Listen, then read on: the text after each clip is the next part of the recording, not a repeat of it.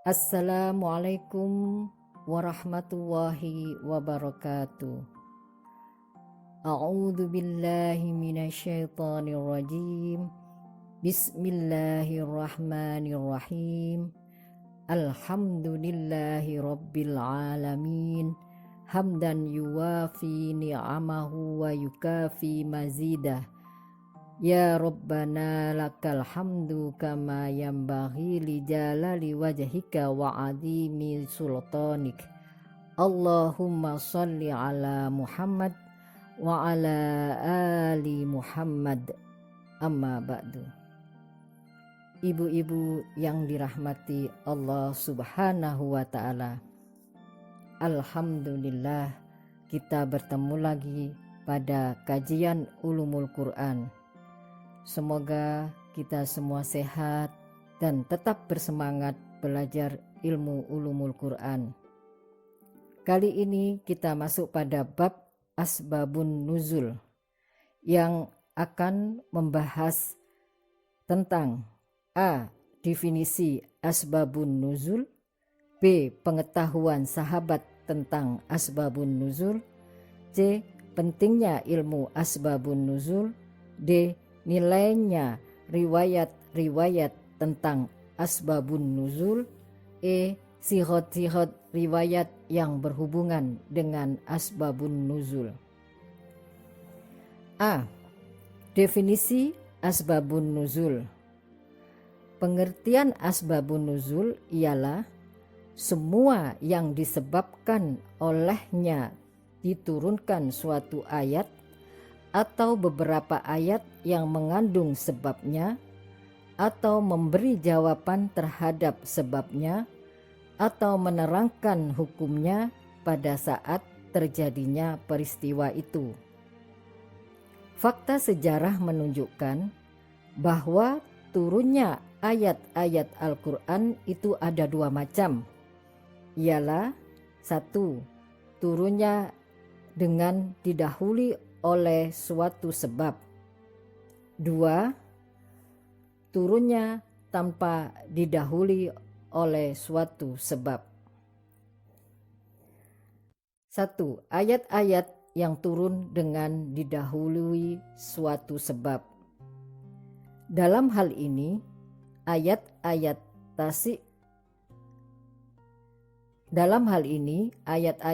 tasyri'iyah atau ayat-ayat hukum merupakan ayat-ayat yang pada umumnya mempunyai sebab turunnya. Jarang atau sedikit sekali ayat-ayat hukum yang turun tanpa suatu sebab. Dan sebab turunnya ayat itu ada kalanya berupa peristiwa yang terjadi di masyarakat Islam, dan ada kalanya berupa pertanyaan dari kalangan Islam dan dari kalangan lainnya yang ditujukan kepada Nabi. Contoh ayat yang turun karena ada suatu peristiwa ialah surat Al-Baqarah ayat 221. A'udzu billahi minasyaitonir rajim.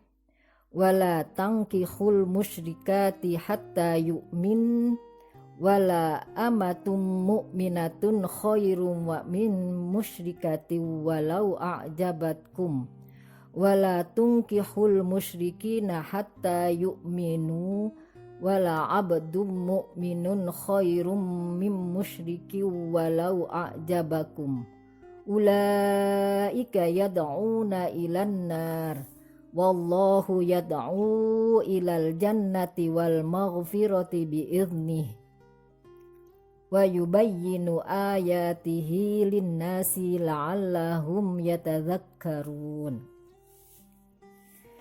Yang artinya, janganlah kamu kawini wanita-wanita musyrik sebelum mereka beriman.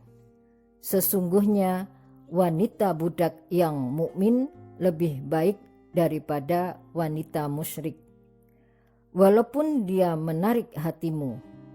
Dan janganlah kamu mengawinkan orang-orang musyrik dengan wanita-wanita mukmin sebelum mereka beriman. Sesungguhnya budak yang mukmin lebih baik dari orang musyrik, walaupun dia menarik hatimu.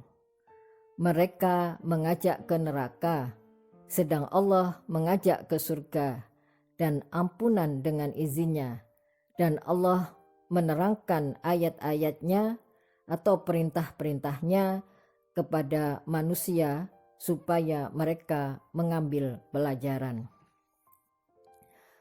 Turunnya ayat ini adalah karena ada peristiwa sebagai berikut. Nabi mengutus Mursid al-Ghanawi ke Mekah untuk mengeluarkan orang-orang Islam yang lemah. Setelah ia sampai di sana, ia dirayu oleh wanita musyrik yang cantik dan kaya. Tetapi ia menolak karena takut kepada Allah. Kemudian wanita tersebut datang lagi dan minta agar dikawini. Mursid pada prinsipnya dapat menerimanya, tetapi dengan syarat setelah mendapat persetujuan dari Nabi. Setelah ia kembali ke Madinah, ia menerangkan kasus yang dihadapi dan ia minta izin kepada Nabi untuk kawin dengan wanita itu. Maka turunlah surat Al-Baqarah ayat 221. Contoh ayat-ayat yang turun karena ada pertanyaan yang diajukan kepada Nabi ialah seperti surat Al-Baqarah ayat 219. A'udzu billahi minasyaitonir rajim. Yas'alunaka 'anil khamri wal maisir qul fihima ismun kabiru wa manafi'u linnas wa ismuhuma akbaru min nafsihima wa yas'alunaka madza yunfiqun qulil afwa kadzalika yubayyinullahu lakumul ayati la'allakum tatafakkarun, yang artinya mereka bertanya kepadamu tentang khamr dan judi. Katakanlah, pada keduanya itu terdapat dosa besar dan beberapa manfaat bagi manusia, tetapi dosa keduanya lebih besar dari manfaatnya.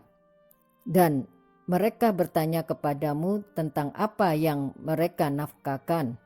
Katakanlah, yang lebih dari keperluan. Demikian Allah menerangkan ayat-ayatnya kepadamu supaya kamu berfikir. Termasuk pula dalam kategori ayat ini ialah surat Al-Baqarah ayat 215, 220, dan 222, juga surat An-Nisa ayat 127 dan 176. Kedua, ayat-ayat yang turun tanpa didahului oleh suatu sebab. Ayat-ayat semacam ini banyak terdapat di dalam Al-Quran dan jumlahnya lebih banyak daripada ayat-ayat hukum yang mempunyai asbabun nuzul. Misalnya, ayat-ayat yang mengkisahkan hal ihwal umat-umat yang dahulu beserta para nabinya, atau menerangkan peristiwa-peristiwa yang terjadi di masa lalu, atau menceritakan hal-hal yang gaib yang akan terjadi, atau menggambarkan keadaan hari kiamat beserta nikmat surga dan siksaan neraka. Ayat-ayat yang demikian itu diturunkan oleh Allah bukan untuk memberi tanggapan terhadap suatu pertanyaan atau suatu peristiwa yang terjadi pada waktu itu, melainkan semata-mata untuk memberi petunjuk kepada manusia agar menempuh jalan yang lurus. Dan Allah menjadikan ayat-ayat ini mempunyai hubungan menurut konteks Qur'ani dengan ayat-ayat sebelumnya dan ayat-ayat sesudahnya. Karena itu, tidaklah benar dugaan sebagian ulama bahwa setiap ayat yang turun itu mempunyai asbabun nuzul. Bahkan hanya sebagian kecil saja ayat-ayat Al-Quran itu yang mempunyai asbabun nuzul, yakni ayat-ayat ahkam. Di luar ayat-ayat ahkam, seperti ayat-ayat yang mengkisahkan hal ihwal para nabi beserta umatnya masing-masing, pada umumnya tidak mempunyai asbabun nuzulnya. Kalau ayat-ayat kisah ini bisa dikatakan punya asbabun nuzul, maka asbabun nuzulnya hanya mempunyai satu motif saja yang bersifat umum, yakni untuk menghibur Nabi Muhammad dan untuk menguatkan hatinya dalam menghadapi tantangan-tantangan yang keras, terutama dari kaum sendiri, yaitu Quraisy. Misalnya ayat-ayat tentang kisah Nabi Musa yang berulang-ulang diungkapkan di tempat-tempat yang terpencar-pencar dengan gambaran-gambaran peristiwa-peristiwa yang bermacam-macam. Namun demikian, ada juga ayat-ayat tentang kisah yang diturunkan karena ada sebab. Tetapi ayat semacam ini sedikit sekali. Misalnya, turunnya surat Yusuf seluruhnya adalah karena adanya keinginan yang serius dari para sahabat yang disampaikan kepada Nabi agar Nabi berkenan bercerita yang mengandung pelajaran dan peringatan dengan ucapannya, "Ya Rasulullah, lau qasasta alaina." Alangkah senangnya kita semua sekiranya engkau bercerita kepada kita. Maka Allah menurunkan firman-Nya, A'udzubillahi minasyaitonirrajim. Alif Lam Ra. Tilka ayatul kitabil mubin. Inna anzalnahu Qur'anan Arabiyyan la'allakum ta'qilun. Nahnu naqussu 'alaika ahsanal qasasi bima auhayna ilaika hadzal Qur'an wa in kunta min qablihi laminal ghafilin. Artinya, Alif Lam Ra. Ini adalah ayat-ayat Al-Quran yang nyata dari Allah Subhanahu wa Ta'ala. Sesungguhnya kami menurunkannya berupa Al-Quran dengan bahasa Arab agar kamu memahaminya. Kami menceritakan kepadamu kisah yang paling baik dengan mewahyukan Al-Quran ini kepadamu. Dan sesungguhnya kamu sebelum kami mewahyukannya adalah termasuk orang-orang yang belum mengetahui. Dan seterusnya dari surat Yusuf. Adapun sahabat yang menceritakan latar belakang turunnya ayat-ayat dari surat Yusuf itu adalah Sa'ad bin Abu Waqqas. Demikian pula menurut Qatadah bahwa turunnya ayat tentang kisah Zulkarnain ini disebabkan oleh pertanyaan orang Yahudi kepada Nabi perihal Zulkarnain itu. Berkata Qatadah, sesungguhnya orang-orang Yahudi bertanya kepada Nabi perihal Zulkarnain, maka Allah menurunkan surat Al-Kahfi ayat 63 dan seterusnya, yang artinya mereka akan bertanya kepadamu Muhammad tentang Zulkarnain. Katakanlah, aku akan bacakan kepadamu cerita-cerita tentangnya. B. Pengetahuan sahabat tentang asbabun nuzul. Sahabat Nabi merupakan suatu generasi umat yang dapat menyaksikan turunnya ayat-ayat Al-Quran.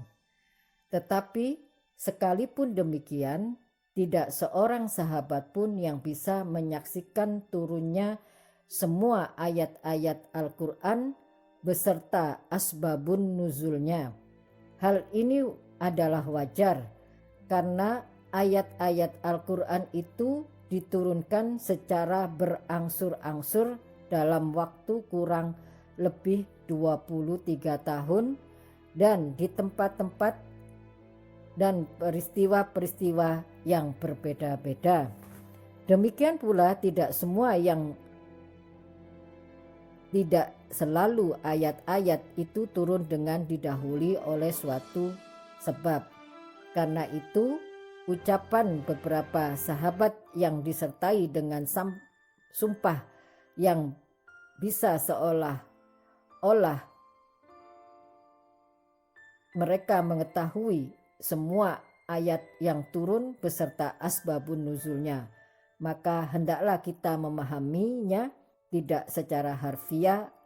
Misalnya ucapan Ali radhiyallahu anha, wallahi ma nazalat ayatu illa wa ana a'lamu ma nuzilat wa aina nuzilat, yang artinya demi Allah tiada suatu ayat yang turun melainkan saya mengetahui terhadap apa, siapa dan di mana ayat itu diturunkan.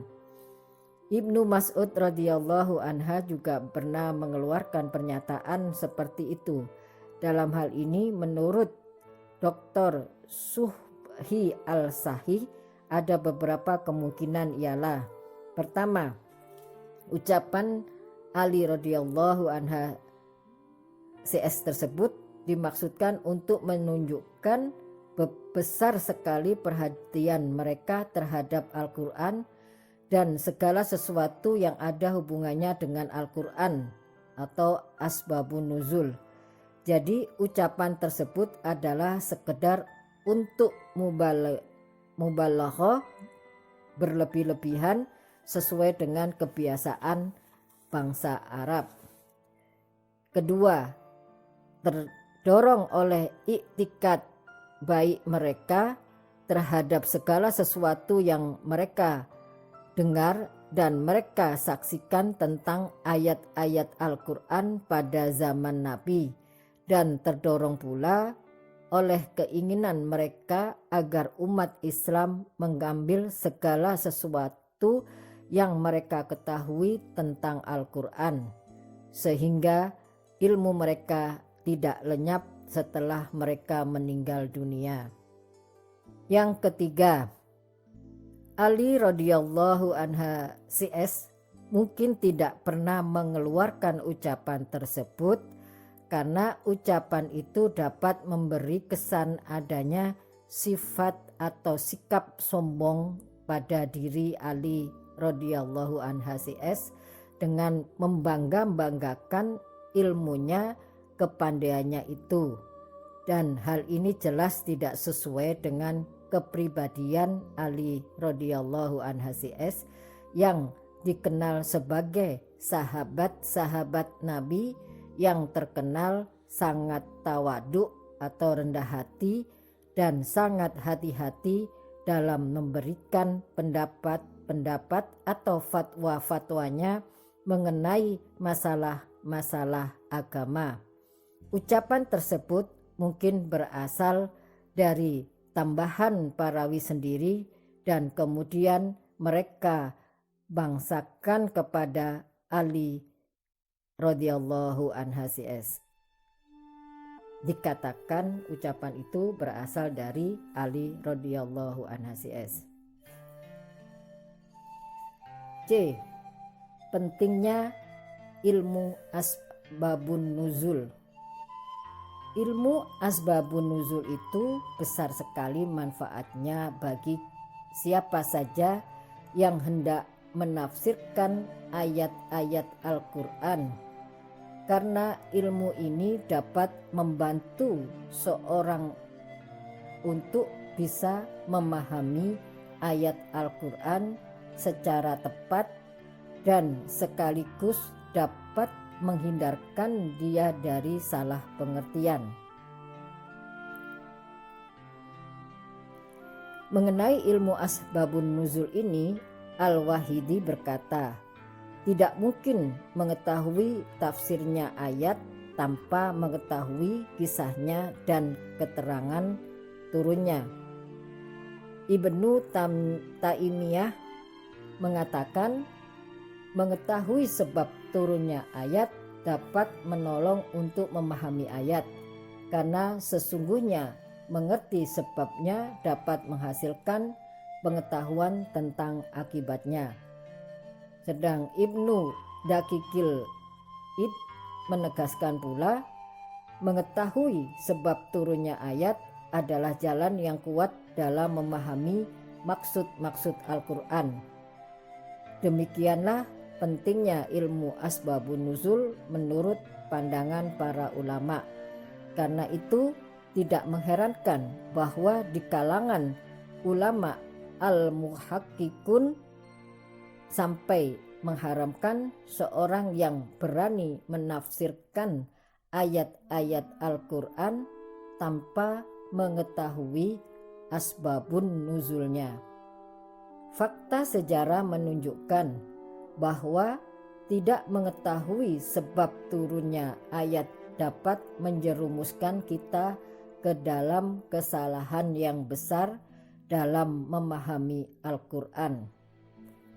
Contoh 1, Marwan bin Al-Hakam mengira bahwa firman Allah dalam surat Al-Imran ayat 188, A'udzu billahi minasyaitonir rajim, La tahsabannal ladzina yafrahuna bima ataw wa yuhibbuna ayyuhmadu bima lam yaf'alu fala tahsabannahum bimafazatim minal adab walahum adabun alim. Artinya, janganlah sekali-kali kamu menyangka bahwa orang-orang yang bergembira dengan apa yang telah mereka kerjakan dan mereka suka supaya dipuji terhadap perbuatan yang belum mereka kerjakan, janganlah kamu menyangka bahwa mereka terlepas dari siksa dan bagi mereka siksa yang pedih. Adalah untuk ancaman bagi semua orang mukmin. Kemudian ia memerintahkan kepada Rafi, penjaga pengawal istana, untuk menyampaikan pesannya kepada Ibnu Abbas bahwa sekiranya setiap orang yang bergembira karena mendapatkan sesuatu dan sekiranya setiap orang yang suka dipuji terhadap sesuatu yang belum dikerjakan akan disiksa, pastilah kita semua akan disiksa pula. Maka Ibnu Abbas menjelaskan apa yang menjadi latar belakang dari ayat tersebut dengan ucapannya, mengapa kamu berpendapat demikian? Bahwasanya Nabi Shallallahu Alaihi Wasallam memanggil orang-orang Yahudi lalu menanyakan kepada mereka tentang sesuatu, maka mereka menyembunyikannya dan menerangkan yang lain. Mereka memperlihatkan kepada Nabi bahwa mereka telah dipuji terhadap apa yang mereka kabarkan dan mereka bergembira dengan sesuatu yang mereka sembunyikan itu. Kemudian Ibnu Abbas membaca firman Allah surat Al-Imran ayat 187. A'udzu billahi minasyaitonir rajim. Wa id akhadallahu mitsaqal ladzina utul kitaba latun bayyinunnahu linnasi wa la taktumunah fanabaduhu wara'a dhuhurihim washtarau bihi thamanan qalila fabi'sa ma yashtarun, yang artinya, dan ingatlah ketika Allah mengambil janji dari orang-orang yang telah diberi kitab, ialah hendaklah kamu menerangkan isi kitab itu kepada manusia dan janganlah kamu menyembunyikannya. Kemudian mereka melemparkan janji itu ke belakang punggung mereka dan mereka menukarkannya dengan harga yang sedikit. Amatlah buruknya tukaran yang mereka terima. Dan kemudian Ibnu Abbas melanjutkan bacaannya sampai dengan surat Al-Imran ayat 188 tersebut di atas. Maka dengan mengetahui latar belakang sebab nuzulnya, hilanglah salah satu faham dari Marwan bin Al-Hakam dan lenyap pula kemuskilan kita terhadap maksud surat Al-Imran ayat 188 itu. Contoh 2. Utsman bin Mas'ud dan Amr bin Ma'dika Riba menyatakan bahwa khamr, minuman keras itu masih boleh bagi orang mukmin yang beramal soleh dengan alasan surat Al-Maidah ayat 93.